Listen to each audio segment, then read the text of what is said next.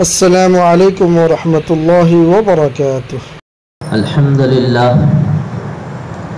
الحمدللہ کفا وسلام علی عباد اللہ الذین اصطفى اما بعد فاعوذ باللہ من الشیطان الرجیم بسم اللہ الرحمن الرحیم شہر رمضان الذی انزل فیہ القرآن۔ معزز بزرگان محترم، ہم لوگ ایک شعبان کے مہینے میں داخل ہیں اور اس کے کچھ آخری ایام میں ہیں، اور عنقریب انشاءاللہ ہم ایک مبارک اور رحمت والے مہینے میں داخل ہو جائیں گے۔ آپ حضرات جگہ جگہ سنتے ہوں گے یا کتابوں میں پڑھتے ہوں گے، استقبال رمضان کے عنوان پر خطاب اور تقریر کہ جی رمضان کا استقبال ہونا چاہیے، رمضان کا استقبال کیسے ہو۔ پھر اس پر لکھنے والے مختلف قسم کی باتیں لکھتے ہیں اور کچھ لب و لہجہ بھی سخت اختیار کر لیتے ہیں، اور کچھ لوگ اس کے طرف ترغیب بھی دلاتے ہیں کہ رمضان کا استقبال ہم کیسے کریں۔ تو ہم یہ دیکھتے ہیں کہ نبی پاک علیہ الصلاۃ والسلام نے رمضان کا استقبال کیسے کیا، یا صحابہ نے رمضان کا استقبال کیسا کیا ہے۔ ہم اگر اسی انداز سے استقبال کریں تو زیادہ بہتر ہے۔ چنانچہ ازی قبل رجب میں بھی اور شعبان کے شروع میں بھی ایک دعا کے تعلق سے عرض کرتے تھے کہ نبی پاک علیہ الصلاۃ والسلام یہ دعا مانگتے تھے، اللہم بارک لنا فی رجب و شعبان و بلغنا رمضان۔ اے اللہ شعبان، رجب اور شعبان میں ہمارے لیے برکت دے اور رمضان تک ہمیں پہنچا دے۔ تو اس کا مطلب کیا ہوا کہ رجب سے ہی استقبال کس کو کہتے ہیں؟ انتظار کو استقبال کہتے ہیں۔ جی کچھ لوگ باہر کھڑے ہیں، کہتے ہیں جی کیوں کھڑے ہیں؟ کہنے لگے کچھ مہمان آ رہے ہیں، ان کے انتظار میں کھڑے ہیں، یا کہتے ہیں ان کے استقبال میں کھڑے ہیں۔ کوئی بزرگ اللہ والے تشریف لا رہے ہیں تو کچھ لوگ باہر کھڑے ہیں، کہنے لگے جی کیوں کھڑے ہیں؟ کہ جی ایک حضرت تشریف لا رہے ہیں، ان کے استقبال کے لیے کھڑے ہیں۔ نبی دعا کیوں مانگتے تھے؟ اے اللہ رجب میں ہمارے لیے برکت دے، شعبان میں بھی برکت دے، تاکہ ان دونوں کی برکت کو حاصل کرتے ہوئے ہم ایک رحمت والے مہینے رمضان میں پہنچ جائیں۔ تو رجب میں نبی کیوں کھڑے ہو جاتے تھے؟ شعبان میں عملی اعتبار سے کھڑا ہونا۔ اس سے قبل کئی جمعہ میں نے ایک عرض کیا تھا کہ شعبان کے مہینے میں آپ صلی اللہ علیہ وسلم کثرت سے روزہ رکھتے تھے، کثرت سے روزہ رکھتے۔ یہ بھی رمضان کا استقبال ہے۔ اب ہم میں سے کتنوں نے روزے رکھے ہیں؟ بڑے خوش نصیب ہیں جنہوں نے استقبال کیا روزہ رکھ کر۔ جنہوں نے روزے نہیں رکھے وہ کم از کم اس انتظار میں تو ہیں کہ ایک مبارک مہینہ آ رہا ہے، ہم اس مبارک مہینے کے لیے اپنے آپ کو فارغ کیے ہیں۔ ابھی میں ایک مضمون پڑھ رہا تھا، ایک عالم دین نے بڑی اچھی بات لکھی، کہتے ہیں کہ صحابہ کرام 6 مہینے پہلے رمضان کے انتظار میں رہتے تھے۔ انتظار کا مطلب استقبال کا لفظ لکھا ہے، صحابہ 6 مہینہ پہلے ہی استقبال میں کھڑے ہو جاتے، 6 مہینے پہلے استقبال میں کھڑے ہو جاتے تھے، اور اپنی دعاؤں میں اس جملے کو شامل کرتے تھے کہ اللہ رمضان آ رہا ہے، اے اللہ رمضان کی رحمتیں برکتیں ہمیں حاصل کرنے کے لیے وہاں تک پہنچنے کی توفیق دے دے۔ تو 6 مہینے پہلے دعا شروع کر دیتے تھے۔ آیا رمضان، پھر صحابہ اتنی عبادت کرتے تھے کہ 6 مہینے بعد تک اس کی قبولیت کی دعا ہی مانگتے رہتے تھے۔ یہ جملہ ہے، یہ نئی بات پڑھنے میں سامنے آئی۔ 6 مہینے پہلے سے رمضان کی دعا، اور 6 مہینے بعد تک رمضان میں جو عبادات کیے ہیں اس کی قبولیت کی دعا کہ اللہ ہم نے جو عبادات کیے ہیں اس کو قبول کر لے، ہم نے جو عبادات کیے ہیں اس کو قبول کر لے۔ پھر اس کے بعد پھر کنٹینیو پھر آنے والے رمضان کی دعائیں شروع ہو جاتی تھی۔ یہ صحابہ کرام کا معمول تھا۔ یہ رمضان کا مہینہ اللہ نے جو ہم اور آپ کو اس امت کو عطا فرمایا ہے، یہ بڑی خوش نصیبی کی بات ہے۔ کیوں؟ اس مہینے میں اللہ تبارک و تعالی اپنے بندوں کی معافی اور مغفرت کا فیصلہ لیتا ہے۔ کون ہے بندہ جو اپنی مغفرت کرا لے؟ عبادات کے ذریعے، ریاضات کے ذریعے، نیکیوں کے ذریعے اللہ رسول کو خوش کر کے اپنے آپ کی معافی تلافی کرا لے، مغفرت کرا لے، بخشش کرا لے۔ اس لیے اللہ تعالیٰ نے یہ مبارک مہینہ اس امت کو عطا فرمایا۔ تو ایک تو ہو گئی دعا اور صحابہ کا انتظار۔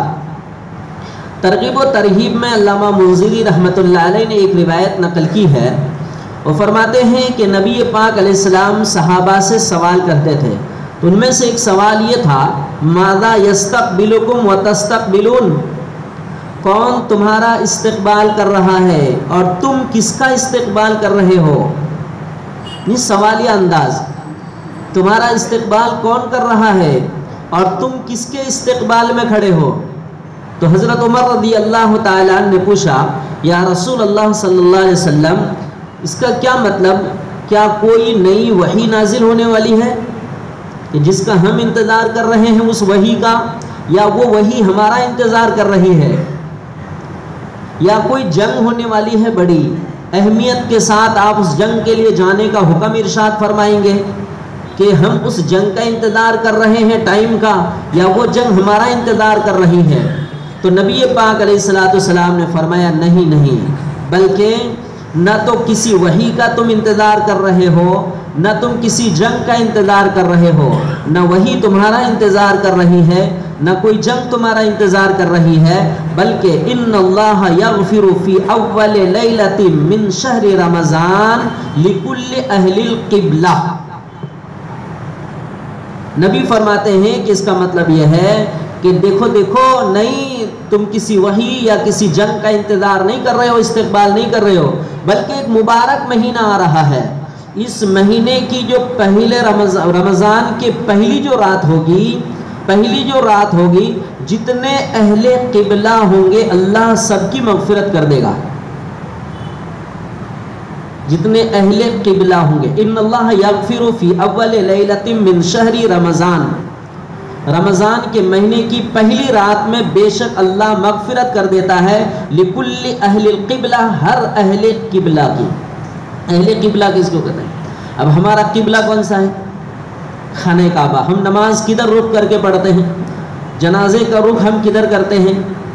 خانہ کعبہ کی طرف۔ تو جو بھی عبادات میں خانہ کعبہ کی طرف رخ کرتے ہیں اس کو اہل قبلہ کہتے ہیں، اور رخ وہی کریں گے جس کے پاس ایمان ہوگا، جس کے پاس اسلام ہوگا۔ تو مطلب یہ ہوا حدیث کا کہ نبی پاک علیہ السلام نے فرمایا کہ جو بھی قبلے کے طرف رخ کرنے والا ہو خانہ کعبہ کے طرف، رمضان کے مہینے کے پہلے رمضان کے پہلی رات میں اللہ سب کی مغفرت کر دیتا ہے۔ اب یہ بات اتنی اہم ہے کہ اب ہم میں سے یہاں جتنے بیٹھے ہیں سب امید لگائے ہوئے ہیں، امید تو یہی رکھنی چاہیے، لیکن اللہ بھی زندگی کو پرکھتا ہے، ٹٹولتا ہے۔ جو سال بھر ٹھیک ٹھاک چلا آ رہا ہے اور رب کی نگاہ اس کے اوپر ہے، نگاہ رحمت اس کے اوپر ہے، تو انعام کے دن اس کو خصوصی طور پر یاد کیا جاتا ہے۔ جو سال بھر ٹھیک ٹھاک کام کرتے ہیں تو یہ دنیا کا رواج ہے، جب سالانہ اس کو بونس دینے کا وقت آتا ہے تو بڑے پیٹ تھپ تھپا کر کچھ اور دو چار سامان بڑھا کر دیتے ہیں، بڑی ایمانداری سے اس نے کام کیا ہے، اس نے حق ادا کر دیا، بلکہ اس نے تو اوور ٹائم کیا ہے۔ انہوں نے یہ نہیں دیکھا کہ میں نوکری پہ ہوں، ملازمت میں ہوں، مزدوری میں ہوں، بلکہ انہوں نے اپنا سمجھ کر کام کیا ہے، کبھی وقت بے وقت انہوں نے دیکھا نہیں، تو دینے والا اس کو مزید نواز دیتا ہے۔ تو مفسرین محدثین فرماتے ہیں کہ اس کا مطلب یہی ہے کہ جو سال بھر ٹھیک ٹھاک چلا آتا ہے اور رب کائنات کی نگاہ اس کے اوپر رہتی ہے، رمضان کی پہلی رات ہوتی ہے، اللہ پاک اس کو آزادی لکھ دیتے ہیں، آزادی اس کو لکھ دیتے ہیں۔ اس حدیث سے بھی بڑی رہبری یہ ملی ہے کہ بندے کو ٹھیک ٹھاک رہنا چاہیے، کلیئر رہنا چاہیے، رب کی نگاہ اس کے اوپر رہتی ہے، ہر حال میں رہتی ہے۔ انعام دینے کے ٹائم پھر اللہ پاک ایسے ہی انعام دیتا ہے، کسی کی معافی لکھ دیتا ہے، کسی کی مغفرت لکھ دیتا ہے، کسی کے لیے رحمتیں لکھ دیتا ہے، کسی کے لیے دولت لکھ دیتا ہے، کسی کے لیے اور کیا لکھ دیتا ہے۔ اللہ جو دینا چاہے اس بندے کے حق میں، ہم سے زیادہ ہمارا رب جانتا ہے کہ ہماری ضرورت کیا ہے۔ وہ رب پروردگار اس ضرورت سے انعام کے طور پر اس کو نواز دیتا ہے۔ ایک حدیث ہے، صحیح ابن خزیمہ اور بیہقی دونوں میں یہ روایت موجود ہے۔ ایک بزرگ صحابی، عمر رسیدہ صحابی جو نبی پاک علیہ السلام کے بڑے چہیتے، حضرت سلمان فارسی رضی اللہ تعالیٰ عنہ، انہوں نے نبی پاک علیہ السلام کے استقبال رمضان کی روایت نقل کی ہے۔ استقبال رمضان کی روایت نقل کی ہے اور بڑی لمبی روایت ہے۔ آپ صلی اللہ علیہ وسلم نے جتنی تقریر کی ہے، پوری تقریر کو حضرت سلمان فارسی رضی اللہ عنہ نے نقل کر لیا۔ کیا فرماتے ہیں؟ ان سلمان رضی اللہ عنہ، ان سلمان رضی اللہ عنہ خطبنا رسول اللہ صلی اللہ علیہ وسلم فی آخر یوم من شعبان، کہ نبی پاک علیہ السلام شعبان کے آخری ایام میں ہمارے سامنے خطاب کیا، تقریر کی۔ خطبنا رسول اللہ صلی اللہ علیہ وسلم فی آخر من یوم من شعبان، شعبان کے آخری ایام میں ہمارے سامنے تقریر کی۔ فقال یا ایھا الناس، آپ صلی اللہ علیہ وسلم نے تمام لوگوں کو خطاب کیا۔ یا ایھا الذین اگر کہتے ہیں تو پرسنل بات چلتی ہے مسلمانوں سے، اے ایمان والو۔ یا ایھا الناس کا اگر لفظ کہتے ہیں تو اس کا مطلب یہ ہوتا ہے کہ سب کوئی مخاطب ہے۔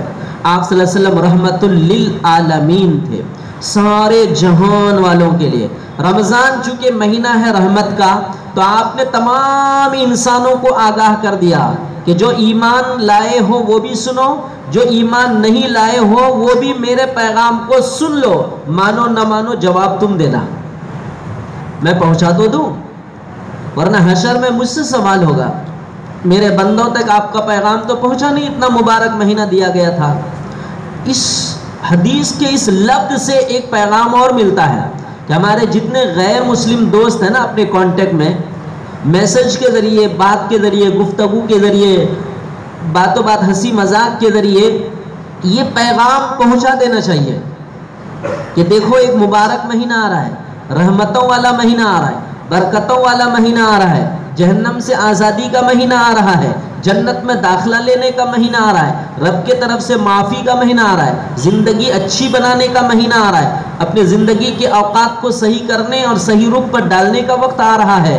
ہم یہ پیغام دے سکتے ہیں، کیوں؟ جب ہم ان کو اپنے فنکشن میں بلا سکتے ہیں، ان کے فنکشن میں ہم جا سکتے ہیں، تو اتنی بات دوستی کے ناطے نہیں پہنچا سکتے۔ ہم نے تو یہ نہیں کہا آپ اسلام قبول کر لیجیے، نبی نے یہ نہیں فرمایا کہ اسلام قبول کر لو، نبی نے فرمایا یا ایھا الناس، اے لوگو سنو اس پیغام کو، قد اظلکم شہر عظیم مبارک، تمہارے اوپر ایک مبارک شہر آ رہا ہے، شہر کا معنی مہینہ، مہینہ، تمہارے اوپر ایک مبارک مہینہ آ رہا ہے، شہر فیہ لیلۃ خیر من الف شہر، اس مہینے میں ایک رات ہے جو رات 1000 مہینوں سے بھی افضل ہے۔ کیا نام ہے اس رات کا؟ لیلۃ القدر، جس کو کہتے ہیں فارسی میں شب قدر، قدر کی رات، لیلۃ القدر 1000 مہینوں سے افضل ہے۔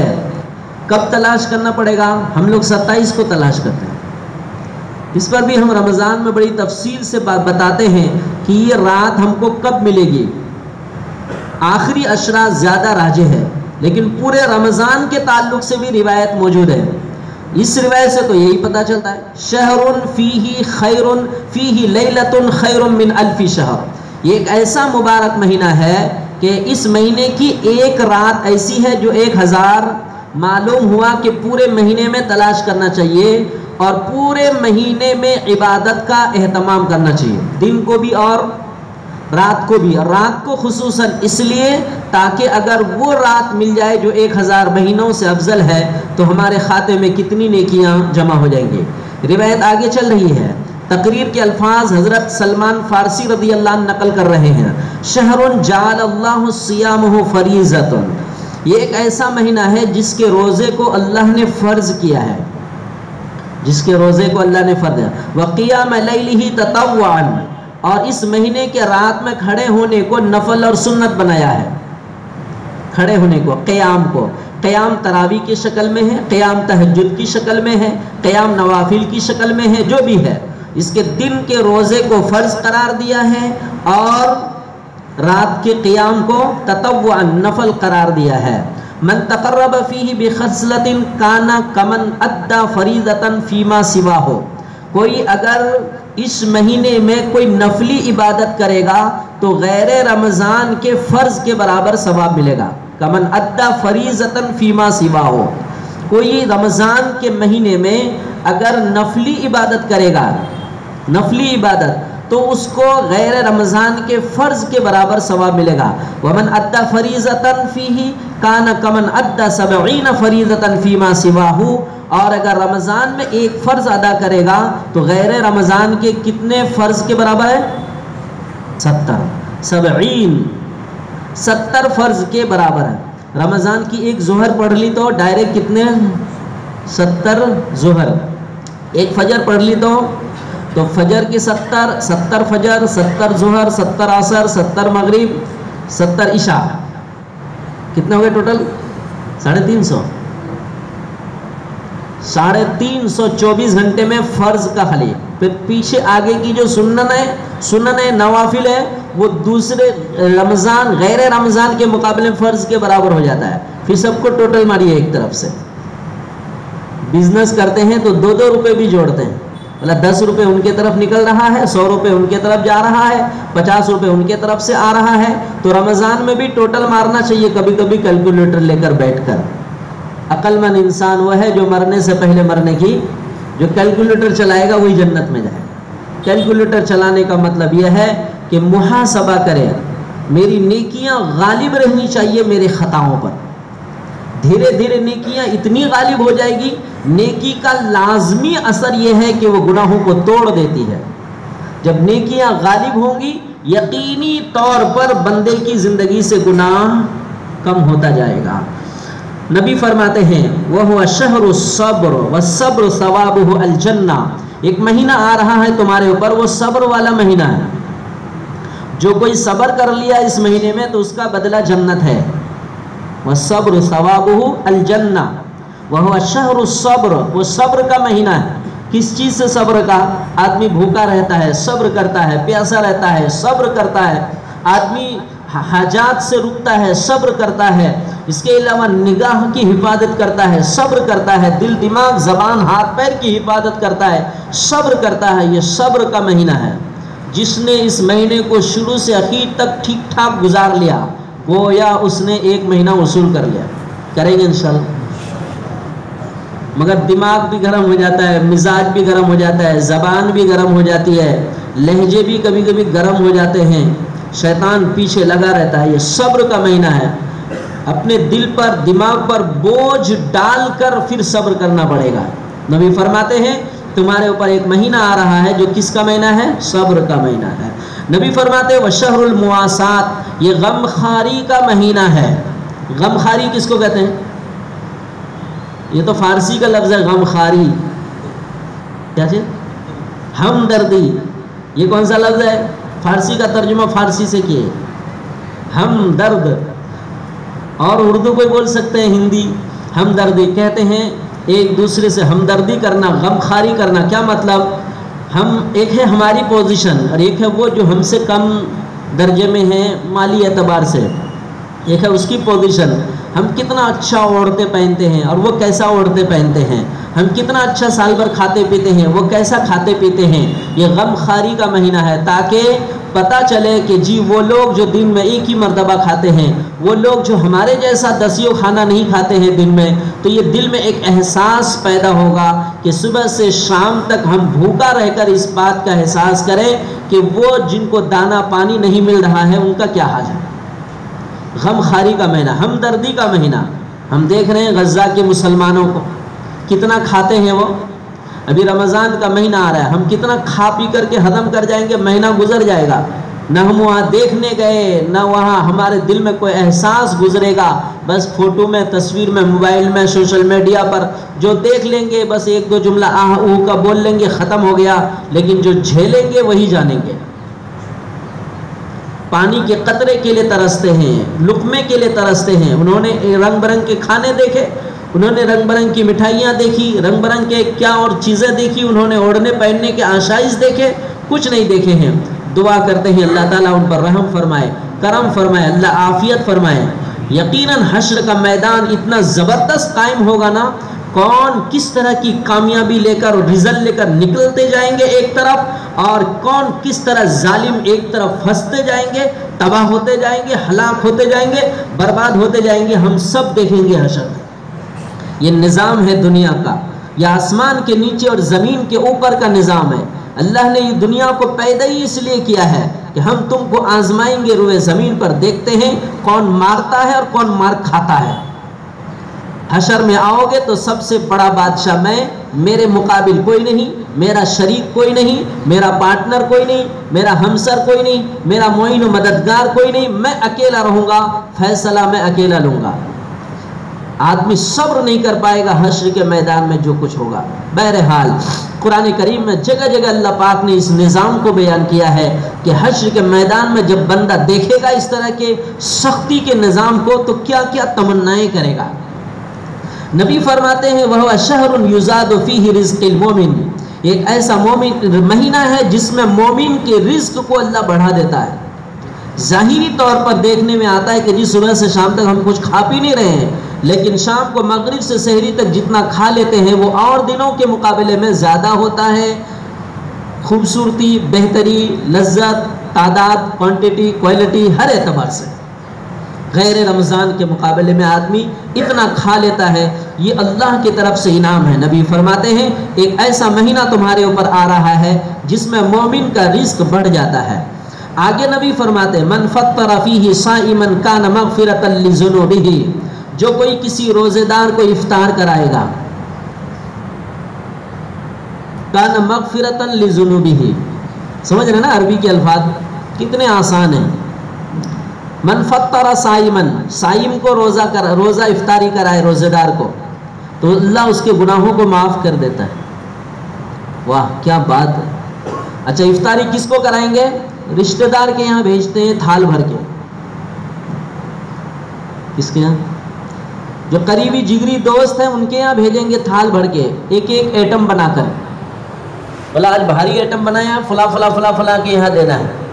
روزہ افطاری کے لیے کبھی یہ نظام اور سسٹم بھی بنانا چاہیے کہ کہیں ایسی جگہ افطاری کرائے جہاں افطاری کی ضرورت ہو، نیکی بھی ملے گی، گناہ بھی معاف ہوگا، ضرورت بھی پوری ہو جائے گی۔ پتہ چلا جن کے گھر میں ہم افطاری پہنچائیں افطاری کے بعد وہ خود تھیلا بھر کے پھینک رہے ہیں۔ ہوتا ہے ایسا، کیوں؟ جس کو دعوت کی ہے وہ گھر میں اور کچھ نہیں بنائے گا؟ وہ تو یہی کہتے ہیں ایک دوسرے کے بھروسے پہ رہنے کا، دو چار ایٹم اپن بنا کے رکھتے ہیں، پھر لازمی طور پر ضائع ہوتا ہے۔ اس کی بہترین کیا ایک شکل یہ بھی ہے، مشورتاً کہتے ہیں کہ عام طور پر دیکھیں گے مدارس وغیرہ میں یا کسی غریب علاقے کے تعلق سے آدمی چوائس کرے کہ میں وہاں اگر کوئی افطاری کرا رہا ہے تو ہم تعاون کر دیں گے، بھائی 500 روپے میرے طرف سے افطاری کا سامان خرید لینا، 1000-2000 روپے، آپ فلاں مدرسے میں بچے ہیں، فلاں مدرسے میں افطاری کے لیے میرے طرف سے 1000-2000 روپے، تو وہ کیا ہے اپنی ذمہ داری تو ادا ہو جاتی ہے، نیکی بھی مل جائے گی کھاتے میں، اور سامنے والا ایماندار دیانت دار اگر ہوگا بھروسہ مند تو ضرور افطاری کرائے گا، یا ہم خود کر سکتے ہیں تو کریں۔ بہرحال جو کوئی روزے دار کو افطار کرائے، لیکن دیکھیں یہاں کامن کہتے ہیں نا عام لفظ ہے، ضروری نہیں کہ غریب کو ہی کرائے، ہم آپ کو کرائیں گے تو ہماری بھی مغفرت ہو جائے گی انشاءاللہ، کوئی بھی ایک دوسرے کو افطاری کرائیں گے، یہ اسی کی فضیلت ہے۔ وَإِتْقُ عَاقِبَتِهِ رَقَبَتِهِ مِنَ النَّارِ، اور روزے دار کو افطار کرانے سے اللہ جہنم سے خلاصی کا اور آزادی کا پروانہ بھی دیتے ہیں۔ صحابہ نے اس پر ایک سوال کیا، اللہ کے نبی تقریر بڑی اچھی چل رہی ہے ماشاءاللہ، مگر روزے دار کو افطار کرانا تو اللہ گناہ معاف کر دے گا اور جہنم سے آزادی، تو ہمارے پاس تو اتنا ہے نہیں کہ ہم کسی کو افطار کرائیں۔ سنے ہیں یہ روایت آپ اس سے قبل، لیکن بہت سارے سر ہل رہے ہیں کہ ہاں سنے ہیں، مگر ہے بہت تعجب کی بات۔ میں یہ کہوں گا کہ ہم 50 بار اس کو سنے ہیں، شاید سمجھے نہیں ہیں۔ صحابہ نے کیا سوال کیا؟ یا رسول اللہ ہم میں تو افطار کرانے کی طاقت نہیں ہے، ہم میں سے یہاں جتنے بیٹھے ہیں ٹوٹل لے لیجئے نام لکھ کر، کوئی امیر ہے، کوئی غریب ہے، کوئی متوسط ہے، ہم میں سے ہر ایک کے پاس طاقت ہے کہ نہیں کسی کو افطار کرانے کی؟ ایک سموسہ لینے کا، 2-4 بھجیے لینے کا، 2 کھجور لینا، ایک گلاس شربت، اتنا تو ہر ایک کے گھر میں ہو جاتا ہے کہ نہیں؟ اور اتنے میں 3 آدمی افطاری کر سکتے کہ نہیں؟ تعجب اس پر ہے کیا اتنا کھانا بھی صحابہ کے گھر پہ نہیں تھا؟ یہ ہے تعجب کی بات، کیا اتنی مقدار بھی نہ تھی جس پر صحابہ نے سوال کیا یا رسول اللہ ہم افطار کیسے کرائیں، ہم میں تو طاقت نہیں اتنی؟ اس سے اندازہ ہوا کہ خود وہ ایک گلاس پانی اور ایک کھجور پر یا تو گزارا کرتے تھے یا وہ بھی میسر نہیں ہوتا تھا، تبھی تو یہ سوال کیا گیا کہ یا رسول اللہ افطار کرانے کی طاقت نہیں ہے۔ یہ ہے تعجب کی بات۔ تو نبی پاک علیہ السلام نے اس کو کتنا آسان بنایا، اور وہ آسانی آج تک ہے، وہی ثواب اسی طریقے پر وہی ثواب آج بھی ملے گا اور قیامت تک ملے گا۔ نبی پاک علیہ السلام نے کیا فرمایا؟ آپ صلی اللہ علیہ وسلم نے فرمایا کہ یؤتی اللہ ھذا الثواب من فطر صائما علی تمرۃ، اللہ یہ ثواب گناہوں کی مغفرت اور جہنم سے خلاصی اس کو بھی عطا فرمائے گا جو ایک کھجور سے کسی کو افطار کرا دے۔ علی تمر، تمر منا علی تمرۃ، ایک کھجور سے بھی افطار کرا دیا تو بھی اللہ پاک یہ ثواب دے دے۔ اب اس سے زیادہ اور کوئی سہولت تو نبی کے پاس اور کیا ہو سکتی ہے؟ ایک کھجور۔ نمبر 2، دوسرا لفظ او شربتی مائن، یا ایک گلاس پانی، شربتی مائن، پانی کا گھونٹ اس کا ترجمہ ہے، پانی کے گھونٹ سے، گھونٹ پانی سے افطاری کرا دے تو بھی یہ ثواب مل جائے گا۔ تیسرا جملہ ہے او مذقۃ لبن، یا لسی کا ایک گھونٹ، دودھ اور پانی ملا کر اگر گزارا ہوتا تھا، بھلا اسی میں کا ایک گھونٹ ان کو بھی پلا دو، افطاری ہو جائے گی، اس پر بھی ثواب ملا۔ کتنا آسان کیا نبی پاک علیہ السلام۔ ہم کسی کو اگر افطاری کرائے تو اس کے لیے کتنا اہتمام کرتے ہیں، 1-2 ایٹم پہ شرمندگی محسوس کرتے ہیں، جی 2 ایٹم پہ ان کو افطاری کرائیں گے کیا سوچیں گے، یار دعوت بھی کیے ہیں اور بخالتی بھی کر رہے ہیں، اتنے بخیل ہے 2 ایٹم پہ افطاری کرا رہا۔ ہم کو شرمندگی ہوتی ہے جب تک 10-10 8-8 6-6 ایٹم نہ بن جاوے، مگر نبی کیا فرماتے ہیں، لسی کا ایک گھونٹ پلا دو، پانی کا ایک گھونٹ پلا دو، یا ایک کھجور کا دانہ سامنے رکھ دو، تم کو وہی ثواب ملے گا۔ صحابہ اس پر خوش ہو گئے کہ چلو کسی قدر گنجائش ہو گئی۔ آگے فرماتے ہیں نبی پاک علیہ السلام اپنی تقریر کو جاری رکھتے ہوئے، وَهُوَ شَهْرٌ أَوَّلُهُ رَحْمَةٌ، ایک ایسا مہینہ تمہارے اوپر آ رہا ہے اس کا اول نصف، اول عشرہ کیا ہے، رحمت ہے، وَأَوْسَطُهُ مَغْفِرَةٌ، دوسرا عشرہ مغفرت کا ہے، وَآخِرُهُ عِتْقٌ مِّنَ النَّارِ، اور آخری عشرہ جہنم سے آزادی کا ہے۔ اگلا جملہ سنیے، پہلا حصہ رحمت، دوسرا حصہ مغفرت، تیسرا حصہ جہنم سے آزادی۔ تو اسی حساب سے دعا بھی کرنا چاہیے اور اسی حساب سے ٹارگٹ بنانا چاہیے۔ پہلے عشرے میں جتنی بھی رحمتیں مانگنا ہو اللہ سے مانگیں، دوسرے عشرے میں مغفرت کی دعا کرتی رہنی چاہیے، دوسرے عشرے میں مغفرت کی اللہ سے خوب دعا کرنی چاہیے، تیسرے عشرے میں جہنم سے خلاصی، جہنم سے آزادی کی دعا مانگنی چاہیے۔ بہت کٹھن معاملہ ہے آخرت کا، اللہ سے معافی مانگیں اور جہنم سے آزادی مانگیں۔ ایک بزرگ تھے کہتے تھے، زندگی کیسی گزری، وہاں کوئی بٹن ہے شاید، وہاں بٹن ہے، مؤذن صاحب کو بولو ان کو معلوم ہے۔ تو کہتے تھے کہ یا اللہ پتہ نہیں زندگی میں کیسے اعمال ہے نہیں ہے، اے اللہ جنت میں جاؤں تو جنت کے جھوپڑا ہی مل جائے تو وہی کافی ہے، جنت کے ایک کونے میں کوئی جھوپڑا ہی اگر مل جائے تو وہی کافی ہے۔ جنت میں جھوپڑا ہوتا ہے، بخاری شریف کی حدیث ہے، ایک آخری جنتی جو جہنم سے سب سے لاسٹ میں نکالا جائے گا اپنے گناہوں کی سزا کاٹ کٹا کر، اس کو دنیا سے 10 گنی بڑی جنت ملے گی، دنیا سے 10 گنی بڑی۔ دنیا کتنی بڑی ہے، یہ تو بخاری شریف میں۔ تو جنت میں جھوپڑا ملے گا کسی کو نہیں ملنے والا۔ تو جنت میں نا صرف جنت میں داخلہ ہو جائے، بس انٹری ہو جائے جنت، اللہ جو کچھ دے گا نا یہ ہم سب کی حیثیت سے بھی زیادہ ہے، نہ کسی آنکھ نے دیکھا، نہ کسی کان نے سنا، ولا خطر علی قلب بشر، نہ کسی انسان کے دل میں اس کا گزر ہوا، اللہ وہ ساری چیزیں عطا فرمائے گا۔ تو جہنم سے آزادی کے لے کے اللہ بس کسی طرح جہنم سے بچا لیجیے بس. جنت جس کوالٹی کے دیں گے، جس درجے کا دیں گے، جس مالے پہ دیں گے، رب پروردگار ہم رہ جائیں گے، آپ کا کرم ہوگا، آپ کا احسان ہوگا، جہنم سے بچا لیجیے. اگلا جملہ نبی صلی اللہ علیہ وسلم کی خطاب کا یہ ہے، من خفف عن مملوکہ فیہ غفر اللہ لہ. جو کوئی اپنے مملوک کی تخفیف کرے گا، مملوک کا معنی خادم، نوکر، غلام، اپنے ماتحت کام کرنے والوں کو جو خففا تخفیف کرے گا، کام ہلکا کرے گا، تو اللہ اس کو معاف کر دے گا.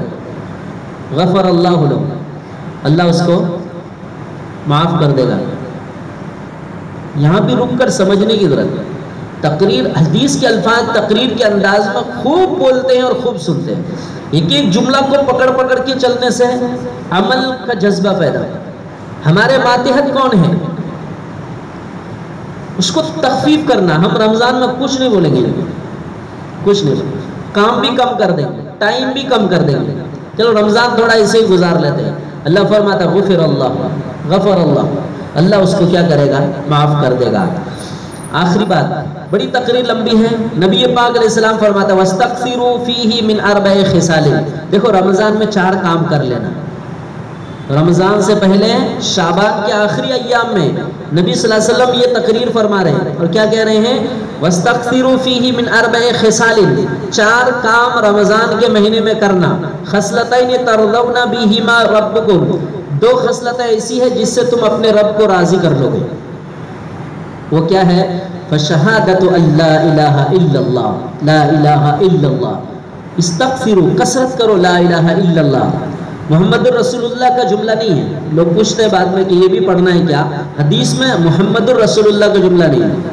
فشہادت اللہ الہ، اس کی کیا کرنی ہے، استغفروا، کثرت کرنی ہے. آدمی جتنا پڑھ سکے، عام تسبیحات کے علاوہ لا الہ الا اللہ کی کثرت کریں. وَتَسْتَغْفِرُونَهُ، اور اپنے رب سے خوب استغفار کریں. استغفر اللہ، استغفر اللہ، استغفر اللہ.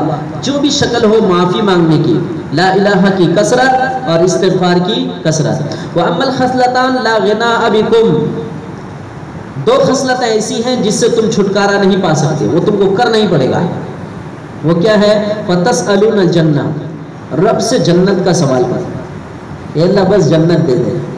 کسی طرح اے اللہ جنت دے دے. حدیث کا یہ لفظ ہے. ایک مرتبہ ایک بزرگ سے ایک صاحب نے پوچھا کہ اللہ کہ حضرت میرے لیے دعا فرما دیجئے گا، بس کسی طرح اللہ مجھے جنت میں داخل کر دے، بس اور کچھ نہیں چاہیے. یہ میرے لیے دعا کر دی. تمنا ہوتی ہے، کوئی بڑے بزرگ دیکھتے ہیں تو ان سے دعا کی تمنا کرتے ہیں، حضرت میرے لیے دعا کیجئے گا. تو انہوں نے کہہ دیا کہ حضرت تم کیا دعا کراؤں؟ بولے یہ دعا کر دیجئے اللہ مجھے جنت میں داخل کر دے. بس چھوٹا لفظ ہے لیکن بہت بھاری ہے، بہت بھاری ہے کہ جنت میں داخل. کہنے لگے نہیں ایسی دعا نہ کراؤ، بلکہ یہ دعا کراؤ کہ حضرت میرے لیے یہ دعا کیجئے گا کہ میرا اللہ مجھ سے راضی ہو جائے. کیا؟ میرا اللہ. اچھا جب رب راضی ہو جائے گا تو جنت مشکل ہے، اور جب راضی ہوگا تو رب رضا والے اعمال کی توفیق بھی دے گا دنیا میں، تو جنت میں جانا آسان ہو جائے گا. تو دعا کرائیں تو کسے دعا کیجئے کہ میرا رب مجھ سے راضی ہو جائے. فَتَسْأَلُونَ الْجَنَّةَ، جنت کا سوال کرو. وَتَعُوذُونَ بِهِ مِنَ النَّارِ، اور جہنم کی پناہ مانگو. 4 چیزوں کی کثرت، لا الہ الا اللہ کی کثرت، استغفر اللہ کی کثرت، جنت کا سوال اور جہنم سے پناہ. یاد ہو گیا؟ لا الہ کی کثرت، استغفار کی کثرت 2 ہو گئی، اور جنت کا سوال اور جہنم سے پناہ. اللہ تعالی ہم سب کو عمل کی توفیق عطا فرمائے. آخری جملہ ہے من اسقى صائما سقاه الله من حوض شربتا. جو کوئی ایک گھونٹ شربت پلائے گا کسی کو، اللہ قیامت کے دن میرے حوض سے اس کو پانی پلائے گا. آپ سب کوئی بوتل خرید کر ایک دوسرے کو دینا شروع کریں گے، دیں گے نا؟ کس کو دیں گے؟ اس کو، آپ کو دیں گے. اتنے بوتل ہم کیا کریں گے؟ اتنے سارے لوگ ہوتے ہیں، اب سب مجھے بوتل لا کے دیں گے، تو اتنے سارے بوتل پی پائیں گے. آپ کس کو دیں گے؟ مجھے نہیں دیں گے. یہ بولتے ہیں من اسقى صائما سقاه الله من حوض شربتا. کسی کو گھونٹ پلائے تو اللہ قیامت کے دن میرے حوض سے اس کو پلائے گا. معمولی بات ہے، کیا بڑے بڑے انعام. عمل کتنا چھوٹا ہے اور انعامات کتنے میرے حوض سے پانی پلائے گا، لا یظمأ حتی یدخل الجنہ، وہ اس حوض سے جو ایک بار پی لے گا کبھی بھی پیاسا نہیں ہوگا، کبھی بھی پیاسا نہیں ہوگا۔ اتنی ساری نعمتیں اللہ پاک نے ہم اور آپ کے لیے تیار کر رکھی ہے، اور یہ مبارک مہینہ اللہ تعالی ہم سب کو عطا فرمائے گا انشاءاللہ۔ اس مہینے کو وصول کرنے کی کوشش کریں۔ استقبال رمضان پر یہ بہترین تقریر جو روایت کے حوالے سے حضرت سلمان فارسی رضی اللہ تعالیٰ عنہ سے ملی ہے، اللہ اس پر ہم سب کو عمل کی توفیق عطا فرمائے۔ وآخر دعوانا الحمدللہ۔